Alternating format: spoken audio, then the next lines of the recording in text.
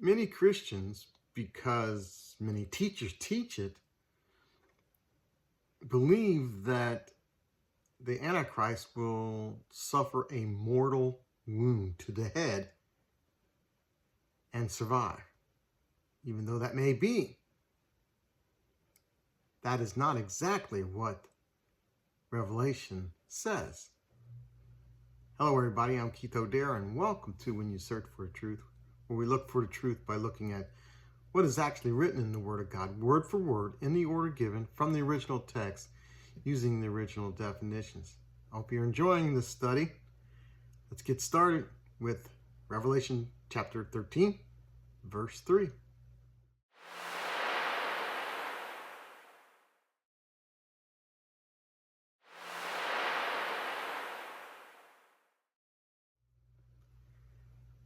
All right, verse 3.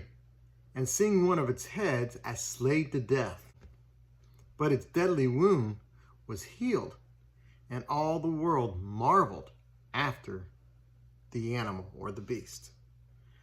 Again, as I said at the beginning, many Bible readers and teachers have contended that this verse points to a near-death experience, a mortal head wound for the beast. And that may be. However, sticking with the heads being symbolic of a base of power, this could also mean that the man will suffer a life-changing experience that will shake the foundations of his life and will be seen upon as something that would shake the foundations of anybody's life. For instance, he may start off being a godly man or a supporter of God, but he changes. Another example, according to the Seven Mountain Mandate, it could be that his business status changes or it flounders due to a lawsuit or due to a major turndown in the economy. And we can go on. But the main point is that we need to be open to all the possibilities.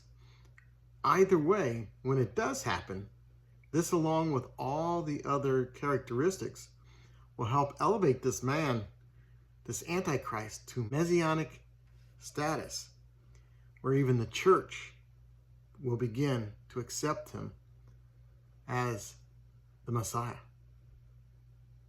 All right, verse 4.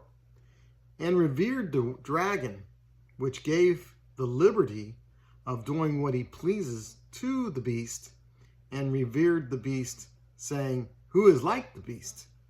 Who is able to war with him? This is the amazing thing about the whole thing. After seeing the beast survive whatever the wound will be, the world not only begins to elevate him, the world begins to revere the power behind him, which is Satan. This can be done overtly or subtly. Even today we see the world is turning to and even reveling in the evil of Satan. Please notice there's two things happening here. One, people are revering evil. And two, the beast is doing whatever he wants to do.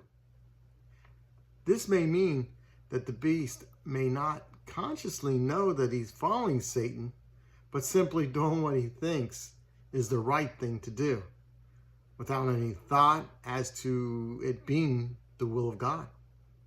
Finally, one of the major indicators will be that no one is willing or even desires to go against him. Amazing times. Amazing times. Anyway, verse 5.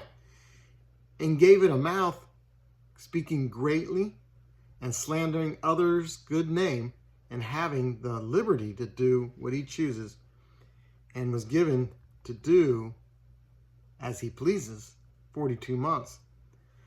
This beast will be boisterous, lifting himself as great and mighty, and one that will have no forethought or afterthought about lying about others, including God. This beast will be allowed to do whatever he wants, and for 42 months, that's 3.5 years, that's half the tribulation. Another amazing thing is that this beast appears to be not held accountable for his actions. Either that means that he will have an amazing power, or he have an uncanny sway over the people. A great example of this, unfortunately, is in today's world. Here in the U.S., we have two political parties that apparently don't give an afterthought or a forethought, or simply don't care about what their leadership does or says, as long as their party, their team wins. Never thought that we would see that happen. Anyway, in the next video, a disturbing turn of events. The beast appears to turn on a dime against the believers. I hope you're enjoying this study of Revelation. Until next time, shalom.